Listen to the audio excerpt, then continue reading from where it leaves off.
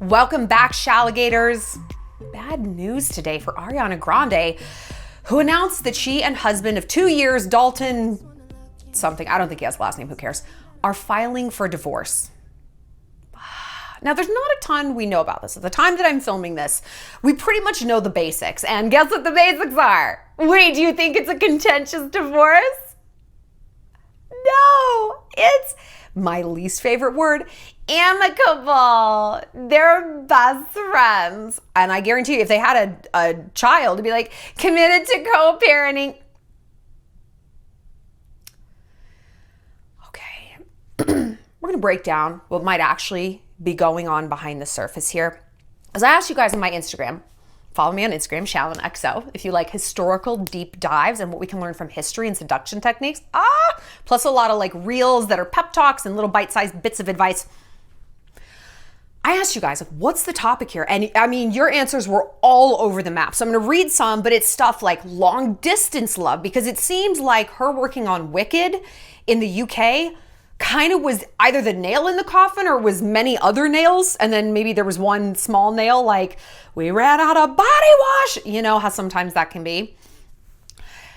Dating someone who is out of your league and like not in a good way. When you make the money, do you have the power? Because that certainly is how it works with men who have the money.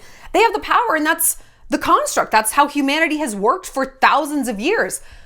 We don't really have a huge template for how it works in reverse, though. We're sort of in a new frontier where women are absolutely out earning men, and they're huge celebrities, and they have all this autonomy and agency that historically we've never had. So do we navigate that? How do we do this?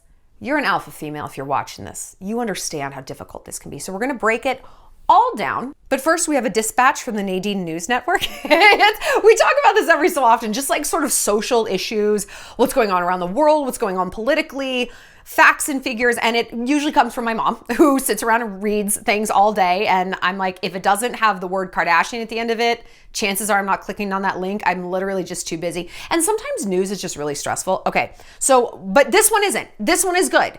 I mean, kind of. It's gonna make you feel a little less crazy. Okay, so inflation is like a big thing right now. Things are costing more, but there's actually some good news. We are actually experiencing lower inflation. Inflation is falling and joblessness claims are at a record low. So it means fewer people are applying for unemployment, which is great. People are employed. We want this. However, so since 2001, rents have gone up faster than incomes. So it's not your imagination that you can't really afford to rent something. Here is what is blowing my mind. Landlords get tax breaks if their units sit empty. So we can actually work against them. It can be less advantageous for them to get a tenant in their rental unit. They might make more money, or at least kind of break even, letting it sit empty. So basically they have no reason to lower the rent rates. They have no reason to like put in a pool or fix something. Because I mean, I'm a landlord. Like, I would rather have my property sit empty than have someone in it that could damage the walls, they could flood the basement. It's wear and tear on the house. It keeps my resale value higher to not have anybody living in it. Like that. Damn it. This is crazy. And the average American worker's tax rate is 22%. I mean, mine's like 35. You know what the corporation's rate is? 4%. To put this in perspective, we fought the Revolutionary War with England over a taxation rate, because it was taxation without representation. That was the whole deal, right? Of 2%. 2%. We were dumping tea into a harbor and shooting redcoats. We're getting taxed 22% on average now. And corporations are paying 4%. All right, so your call to action. And just keep your head on a swivel for what candidates have to say about corporate tax rates, because this is a big deal. What do they have to say about inflation? And listen, Biden's Inflation Act actually did like really move the needle a lot. It like brought prescription rates down. It really has helped a lot with inflation, but I mean, there's still a long way to go. So just kind of keep this in your mind of corporate tax rates. But tell me what you think, because listen, a lot of people, their pushback is we shouldn't be taxing corporations a lot. We want big business. We want capitalism. We want the economy to grow. But then it's hard to turn around and say, but fuck the people who work there. They should be paying a lot in taxes. You know what I mean? It's a really interesting argument. It's what Democrats and Republicans argue about all the time. What do you think? Should corporations pay more? What constitutes a corporation? Like, is that ice cream place in your hometown that opened up 2 new locations? Fuck them. They should pay a ton of taxes. Maybe that would put them out of business. It's It's something interesting to think about. Tell me in the comments. Okay, let's talk about Ariana. I love talking about these social issues, don't you? We feel so smart. You know, we're like, we're talking about more than Ariana Grande. We're fixing the world. I love it. Okay, Ari. Her and Dalton, McGee, he looks like a McGee. Is there perhaps a McGee someplace in his family? He's not a bad looking guy. And I remember when they got together, people were like, he looks like Pete Davidson, her ex-fiance, with a regular sleep schedule. And he does. He's not like my cup of tea. He looks very just person, like Kirkland's signature person, right? Kirkland's signature man, just man. Yeah. If they 3D printed man, they type that in, that he would come out. Seems like a nice guy. So he's a luxury real estate agent in LA. He's no slouch and they make a lot of money, but he's not Ariana motherfucking Grande. So I was poking around the internet on Reddit and all these things because sometimes you take it to the streets and you actually find stuff because there's not a lot that's coming out about this except for they're amicable. Of course, that's how you know when it's a celebrity reporting it as a source. It's always a beautiful positive spin. They've remained best friends throughout this. Let me tell you something. I had probably the most amicable divorce in history. I still would not use that term. I have nothing but love and respect for my ex-husband. I've never said a bad word about him. I am obsessed with him. He's wonderful. I wouldn't be like, we're best friends. You guys, it's going so well, this divorce. He threw me a great divorce. It's just not that. You're so emotional. You're so fraught. And here's the thing with divorce. It doesn't happen overnight. It doesn't happen overnight. By the time you not just see a lawyer, but actually file, actually sign those papers, actually go to arbitration and divide up everything, there have been a lot of bad nights. At least, I would say at least a year's worth. At least a year's worth. Yeah. So no matter how much you love and respect that person, by the time you get there, you are at the end of your tether, you know? And hopefully they do love and respect each other. Maybe they will be friends after the dust is settled. Probably not. But my point is, there's not a lot coming out about this. So you guys on the internet, not you guys, but people on Reddit were like, it seems like her working on Wicked in London is like the death of this because he didn't go and visit her once. And Page Six just has a story that he flew out there as a last ditch attempt to save the marriage. And my first thought reading that headline is, he wasn't out there? Well, no shit, their marriage collapsed. Contrary to what Shakespeare said, absence does not make the heart grow fonder at all. Like, this is statistical. It doesn't. Shared experiences makes the heart grow fonder. And it's pretty hard to share experiences from 7,000 miles away. If you've ever been in a long distance relationship, no matter how much you guys are visiting each other, it's vacation love. You know, it's no one's doing the dishes. No one's like having those like shitty bad days. You're just like, when they come to visit, it's all sunshine and rainbows and movies and sex and eating out and whatever. And the drudgery of day-to-day life, the things that actually corrode you as a couple, aren't present. And you also don't have hard conversations because like, dude, he's only here once a month. I'm not going to be like, do you want a baby or not? And have these tough conversations and ruin this weekend. Also, I can't get away from him. He can't get away from me. He's here in this house. We're in this hotel room. We're on this island. Long distance relationships are rough as fuck. And they're almost impossible when there's no light at the end of the tunnel. You know, it's almost impossible. If you guys are in the Shallon Henry, me and Henry, this guy that I dated a few months ago who we met on Bumble, and I never swipe on dudes who are just visiting, just passing through. I look at their location. I'm like, nope, lives elsewhere, not doing it. I don't need to break my own heart. I really just don't need to break my own heart and get involved with someone who doesn't live here. Guess what I did? I broke my heart. Yeah, no, that's what I did. I did exactly that. He was just so hot. He's just so hot. And we really fell for each other. And he lives in Philly. And I was visiting. I was seeing him on the way to Europe. We were talking all day, every day, FaceTimes, 20-minute voice notes. And I mean, he was my best friend.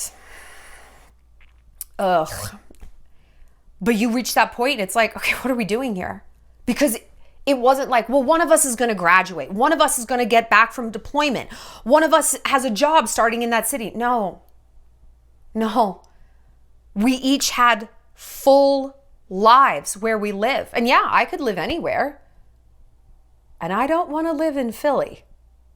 And I even asked him, I'm like, well, what's your 5-year plan?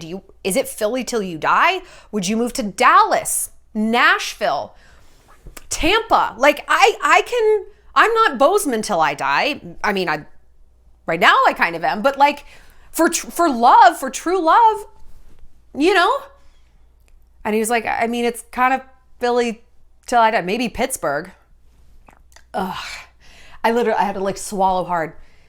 And it's just tragic. I know that this is not Ariana's situation because hers did have a light at the end of the tunnel, which seems more senseless. I'm sorry. I feel like this is off. I'm sorry. Or maybe, do I have vertigo? I don't know. Okay. I feel even more heartbroken for her because she would have come back. But hold on here. So on one hand, we're going to do points and counterpoints. You know, I love this. Point. Why the fuck wasn't he out there with her? That's his wife.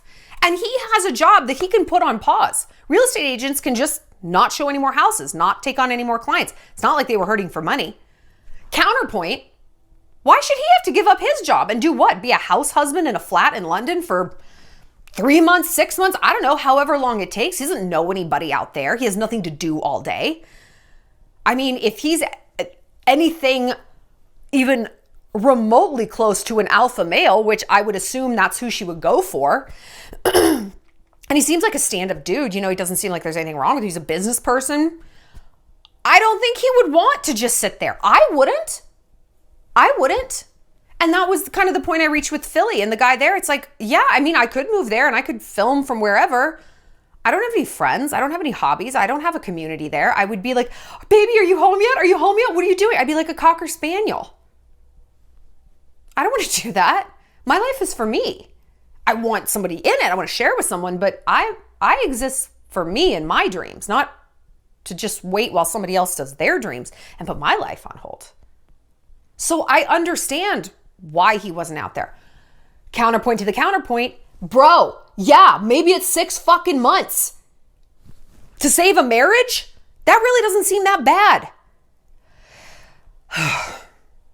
But the internet also said that there were videos of him with other girls, rumors that she was hooking up with her Wicked co-star. I don't know who that is. I really try as hard as I can not to pay attention to anything involving Broadway because I hate it. I hate it. I hate Broadway. I hate plays. I hate musicals. I know. I lived in New York. I know. I sound very uncultured. I am. Thank you. I just hate them. It's like, we are going to the grocery store. And it's 8 hours long. I can't do this.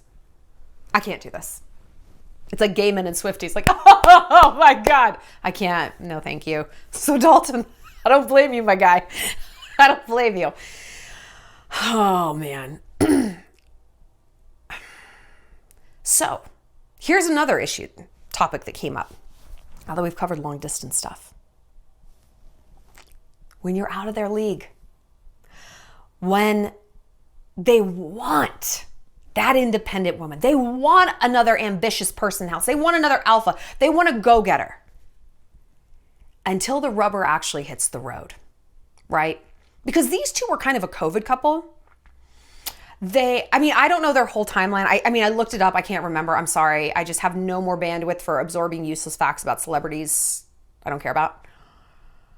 But it seemed like they were kind of a COVID couple, that they were locked down, fell in love. And have we not seen so many COVID couples go belly up? Because when you're in that bubble and there's no social obligations, there's no work obligations, but you're also not hurting for money, it's like you're on vacation. It's that vacation love, right?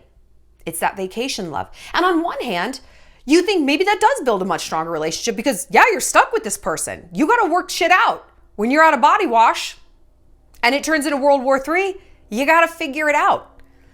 But maybe during that time, psychologically, people were more likely to get along because everything else in the world was so chaotic and uncertain that you latch on to something that does feel certain, something you can control a bit more, right? It's more of a Bonnie and Clyde, us against the world mentality, maybe. I don't know. I think we're still only just beginning to dip our toe in the effects of COVID. So, won't go into it. But I can't help but think that once things started up again, and you thought you knew what it was like dating a pop star. Baby, of course I can handle your career. He was thinking I can handle the fans. I can handle you going to a recording studio. Not, I can handle you being gone for 6 months. I can handle the internet making assumptions.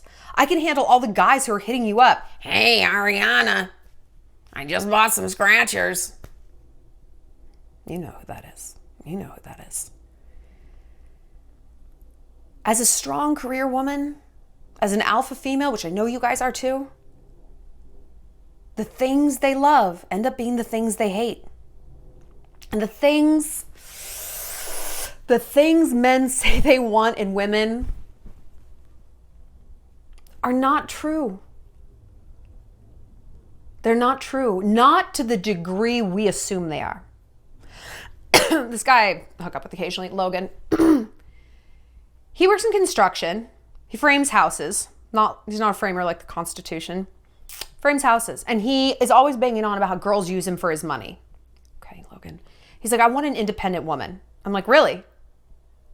You have verbatim said to me, I'm a little bit too much. Shallon, you burn a little too bright. So you say you want an independent woman. All guys say that until they meet me. And then they realize, I meant, when I said independent, I mean, I don't want her to be facing an eviction notice, but I want her to need me to pay her electric bill. Okay, well, that's not it. That's not an independent woman. That's a dependent woman. That's not a totally dependent woman, but it's a dependent woman. And I am not that. I'm sorry. Guys say they want an attractive girl. Not what it means they're going to have to step up and be more attractive. Yeah, I work out 4 fucking times a week with the trainer. I am on point. I'm firing on all cylinders. Nipples, incredible. Oh, does that mean you maybe need to shave, Jeff? Does that mean you should get your ass to the gym? You're not actually going to wear Walmart cargo jeans on our date. What?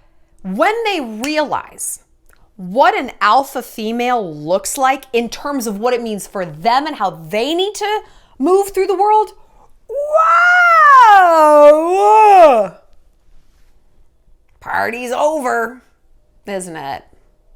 Isn't it? But if you get a girl who's a little bit of a mess, not the eviction notice mess, just baby mess, just petite mess, well then hold on. Hold on. Now you're in the sweet spot with a man, aren't you?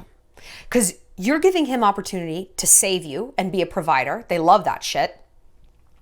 You are also giving him the opportunity. And this is very crucial. My mom actually pointed this out when I was crying about this exact thing in Bozeman. Because I feel like, can I be a douche? Let me be a douche. I'm the Ariana Grande of Bozeman. I'm not the Ariana Grande of Bozeman. But like I'm burdened brighter than most girls here. I have a whole different career. I have a big house I live in by myself. Like, and not like I'm setting the fucking world on fire, but to Bozeman, I am definitely an outlier. So I feel for Ariana on this. Like I said, not even doing that great. But it's just that most people are doing pretty shitty.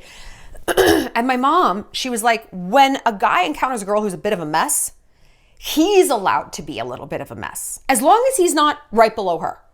Let's say the messy scale is a 10, right? 10 is like, why is the only word I can come up with Anna Nicole Smith right now? 10 is Britney Spears, right? Number 1, maybe we should do this opposite. Okay. 10 on the messy scale is Britney, okay? Number 1 is Michelle Obama. 10 on the Britney scale. Let's say he meets a girl who's like a 7 on the messy scale. Pretty messy. As long as he's a 6.9 or below, he's the king of the castle. He's winning. He's on top. He's the man. He's the alpha. He's the leader. He's the daddy. But when you get a girl who's a 1 on the messy scale, shit, man, there's no room for weakness, is there? There's no room for him to break down. And that's what's so frustrating. Like, bro, yes, there is. Yes, there is. Part of me being 1 on the messy scale means I can handle if you need to have a bad day. I want to hear what's going on in your heart. I want to know when you're vulnerable. Let me pull up for you. That's what I do as a woman. I nurture and I love and I bond. Men can't see it that way. All they can see, they see the entire world through one lens, the lens of their own ego. Not even their heart, and God knows not their mind. Their ego. Their ego. What does this say about me? What does this mean about me? It's not about you. It's not fucking about you. My career is not about you. It's about me. I get up and do my career for me every day, not to like stick it to you, Jackson. It's fucking crazy to me that God is so incredibly self-absorbed. It's like, bro, this is killing your chance to be with someone who's actually really cool. Okay. And you look at Ariana or other celebrity women, and you get it. You get it. And I'm sure she looked at Dalton and was like, wow, he has his life together. He has a career. He seems healthy. You know, he just seems like a healthy, normal person. Not super into the spotlight, but not like weirdly secretive, you know, just normal guy, Kirkland signature. And yet,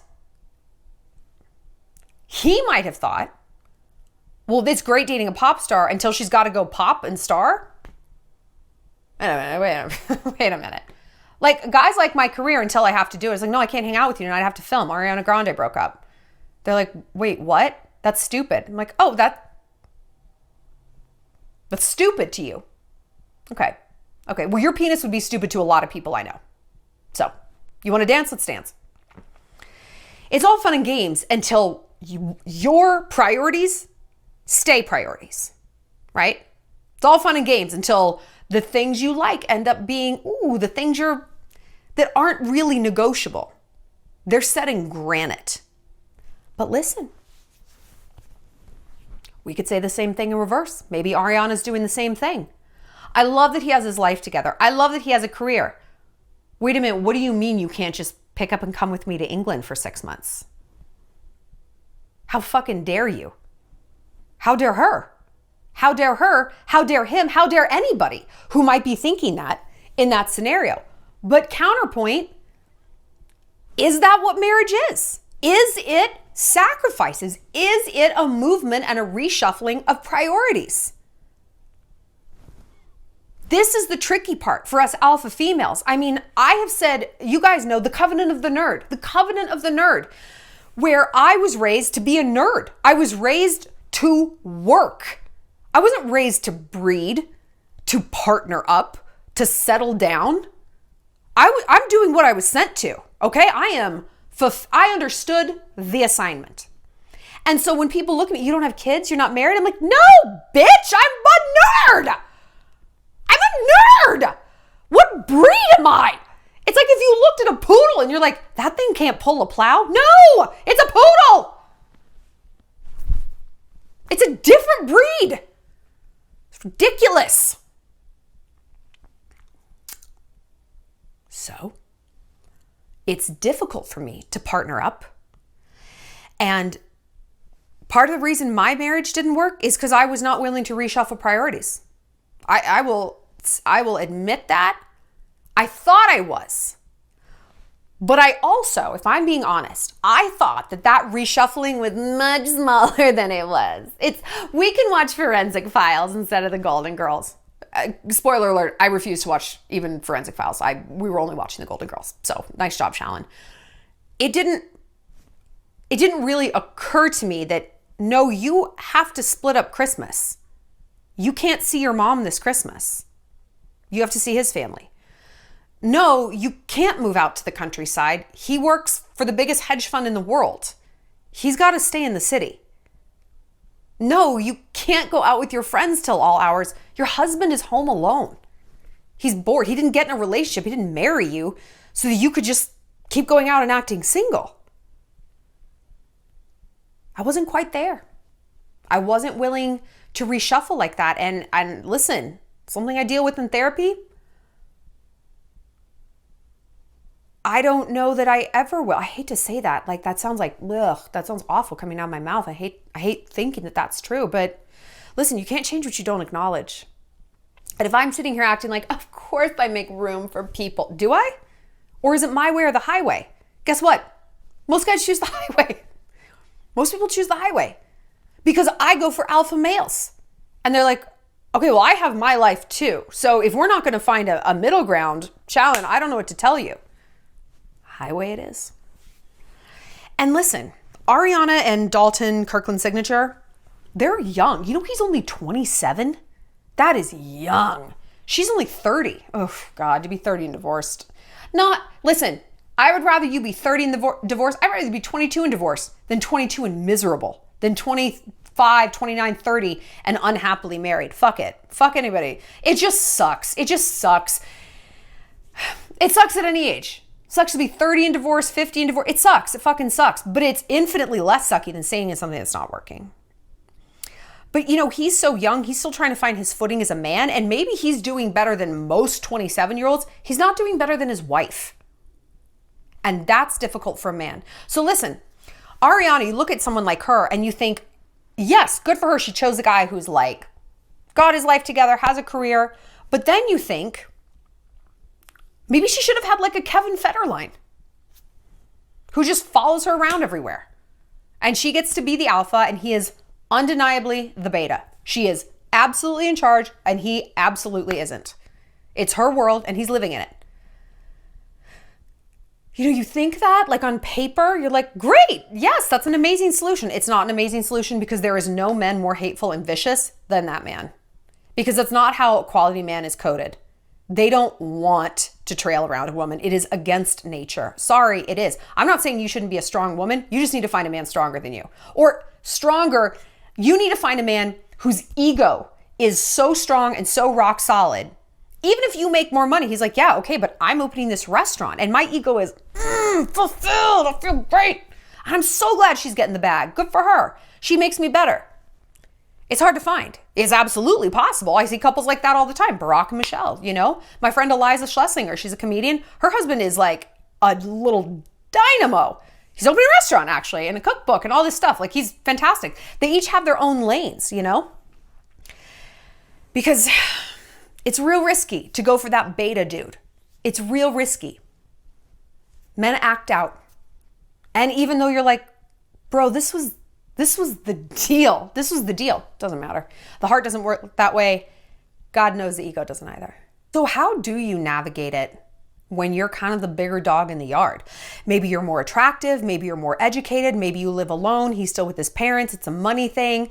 You're in shape. He's like not in a great place. You're sober. He's a bit of a mess. Okay. Okay. Some schools of thought here. Let's debunk them. Number one option. You help him. You make him better. No. No. See, I've been checking the bylaws of the Covenant of the Nerd, and in there pretty prominently is your nerd lane is just for you. Nerds don't swerve and help bring up other nerds. You're not trying to hold anybody down or make them worse, but you got to focus on your own nerd game, okay? The domestic people, the moms, the wives, that's more their vibe. Good for them. Like amazing. That's not ours.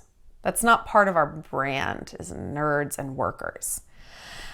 There's only so many hours in the day. There's only so much energy and bandwidth.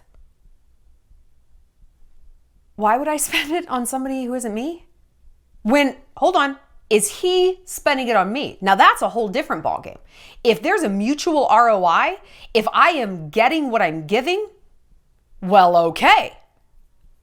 But if I'm not, then what is he? A project? A hobby?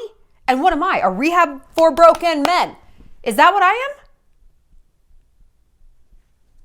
Am I getting paid for this? Community service hours? A tax break? Am I suddenly paying the corporate tax rate? I don't know. So no thanks on that course of action, mostly because it doesn't work. It actually makes the dynamic worse, infinitely worse. Imagine if you ran a business and your boyfriend was unemployed and you're like, you can come work for me. Oh, okay. Why don't you let him pick out the jar his balls are going to be in? Because that's how he's going to feel. If you're sober and he's a mess, you lording your sobriety over him and nagging him about putting the bottle down, as he's going to interpret it that, you're going to look at it, I'm trying to help him, I'm trying to inspire him. It's going to fill him with shame. He's going to drink more. I know, because I'm in that situation right now.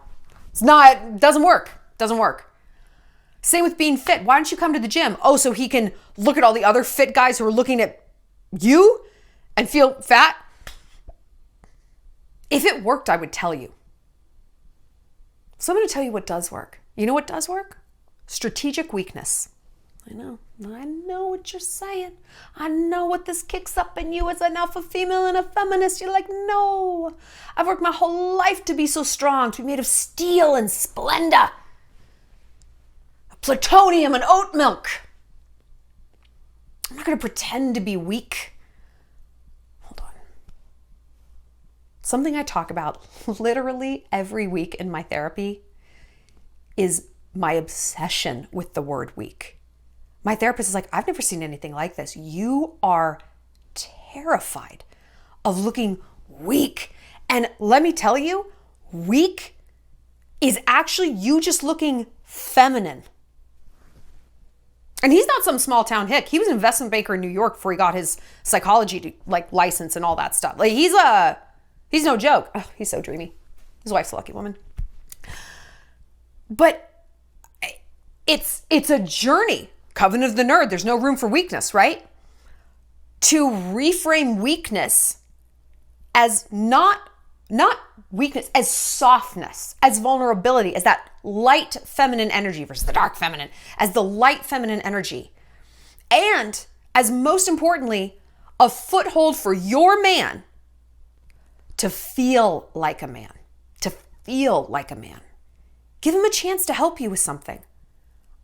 Guy, I'm seeing, or I don't know what we're doing. Tom, I know. I wouldn't say, I don't play this up, but I allow myself, and this is the thing, even allowing myself to be vulnerable or weak in this one category feels like I'm playing it up, but I'm not. I'm actually just letting it show. I don't know how this fucking house works. I mean, at all. He was asking, he's like, where's your hose? I was like, I don't know. He's like, where's your breaker system? I'm like, I would assume in the garage. Like, I have a lot of things that go wrong in this house just because it's a house and that's how houses work. And I will call him like, there's a moth. He came over and got a moth out of my house. He fixed my garbage disposal. And it was like nails on a fucking chalkboard for me the first time or two that I had to ask him for help because I'm like, I'm so weak. He loved it. We had the best nights ever after that. And we're kind of shifting our dynamic a little bit. We've been in and out of involvement for like 3 years. It's a nightmare.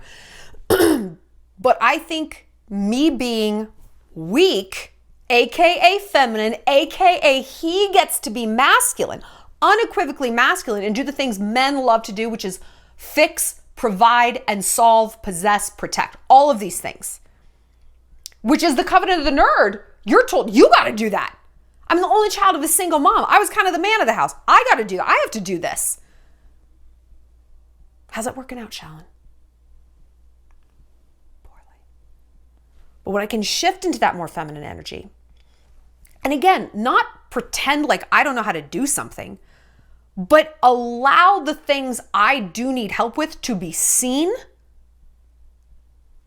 our dynamic is improved. So I'm continuing to do it almost as an experiment for myself. Like, hey, maybe there's something to what my therapist is saying. It's okay to be weak if it means you're being feminine and you're giving a man the chance to be a man and prove himself and feel good about himself. And then you get to be the girl. You are unequivocally the alpha boss bitch masculine energy when you're at work. Unequivocally. Don't you just want to be the girl sometimes? Oh God, yes. Yes. Lay me on my back and tell me what to do, right? Don't all of us alpha females kind of want that? We want a man's man. We want a man's man. And it has been a challenge for me to reframe this. Now, listen, you might also be saying, okay, well, I'm not weak at anything. I got my fucking life together. Really? Nothing you have a difficult time with. Maybe friendships, there's a hobby. You're not trying, there's nothing in your life where you can't allow someone to help you. Really? That doesn't seem true to me, girl. Why are you on this channel then? I think you're coming from that place, and I think you're thinking that and saying that as I did because you viewed I need help as failure. You have failed as the nerd. You have failed as the daughter of the immigrants. You have failed. You have to start reframing that. We have to start looking at that not as failure. If nothing else, hey, if you don't want to, if you're like, I can't look at that as success. It's just a bridge too far. Okay. Start looking at it as strategy then. This is a strategy I'm executing. That gives your masculine energy, little ego, which I've got in spades, a little bit more of a win. Okay, I'm not failing because I can't get a moth out of my house and I can't figure out how to reset my dishwasher. I am being strategic. I'm strategic. That's me. Old dishwasher Machiavelli over here. Hey man, if that's what gets you through the night, fine. If that enhances your ability to open up and be a little vulnerable and have that strategic weakness, AKA giving man the opportunity to be a man and demonstrate his manhood and create a dynamic where you then get to be more feminine. Relax a little bit. Sure, call it strategy. Knock yourself out, sweetheart. But pay attention to the results. It's probably going to be kind of good. And who knows if this is what happened with Dalton and Ariana. I don't know.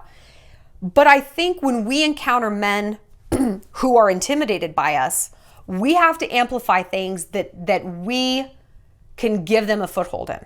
And it's funny to me, well, it's not funny, it's sad, that guys are pretty scared of me in Montana. And one of my guy friends, he's great. He's like in his 50s, he's super sweet, Rob. And we talk about dating and who he's dating and stuff. And he's like, you're a tough sell. Like you are everything people say they want on paper.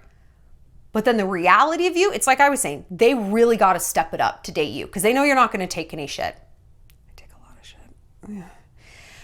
They have to be firing on all cylinders. When they say they're ambitious, no. You have New York City ambition, not Belgrade, Montana ambition. You are like, the bar is real high in every single category.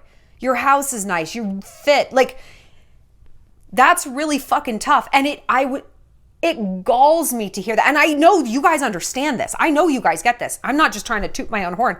Because you probably heard this too.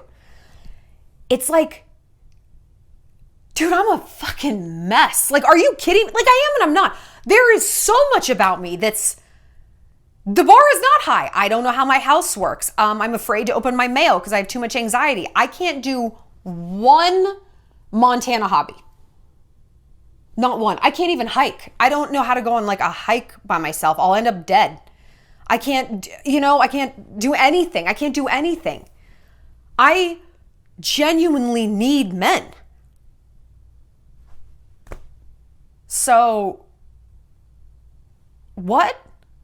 It's like galling that they can't see that. Like, look at me. I'm exactly as rugged as I appear. And you don't think there's any place for you to help or be a provider or a protector in my life? Huh? Everything in my house is gold. I'm like Ivana Trump.